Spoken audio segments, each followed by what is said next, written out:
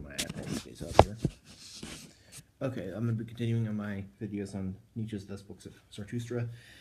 Going to be doing the section on chastity. We're still in part 1, and this is section 13. And all that Kaufman says about this section is that one man's virtue is another man's poison.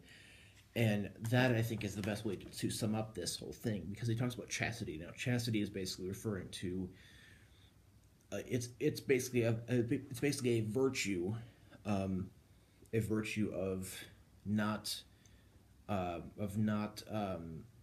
acting in extramarital intercourse or sometimes any kind of intercourse, but it's just it can be a lot of different. It can be other virtues also, and I'm unsure as to exactly what Nietzsche is referring to when he says chastity. That's the general idea of chastity by most people or most thinkers is the virtue of not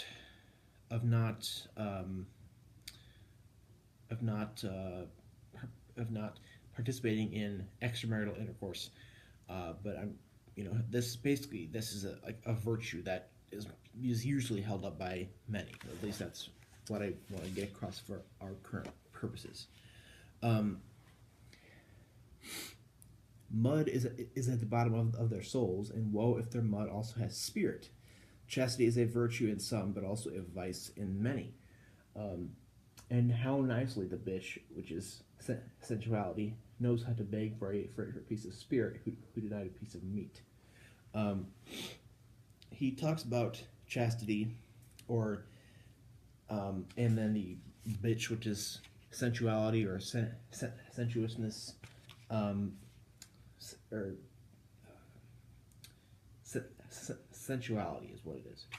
I was thinking about Hegel. Sorry. And it's kind of looking at how someone who is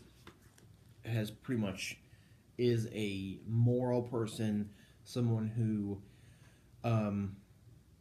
who it could be a Übermensch, it could be a Overman who he's looking at as one who holds the virtue of chastity.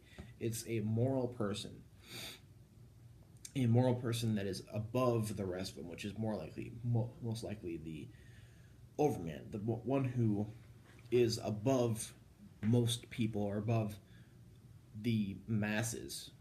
It's the one who is above the mass, has morality, and has the virtue of chastity, and he or she holds that virtue. However, there's a mass of people who he kind of refers to, people who have mud at the bottom of their souls.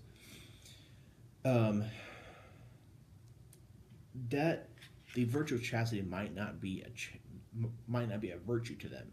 It might be a poison. It might be way less important and possibly not even a virtue to them.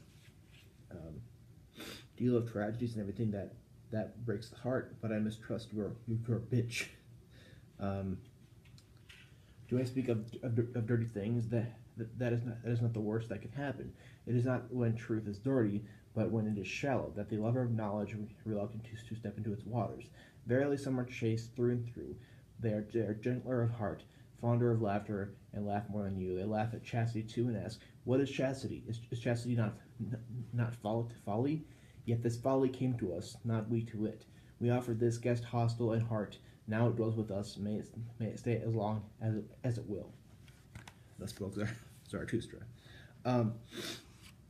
The main whole thing it is in a way hinting at the morality of virtue of chastity, but it's mostly looking at how people can differ between one another. So, if you think I have explained something weird or wrong, do let me know in the comments below. Or you have a question you want to talk about the Ubermensch or something like that. You also let me know in the comments. Thank you.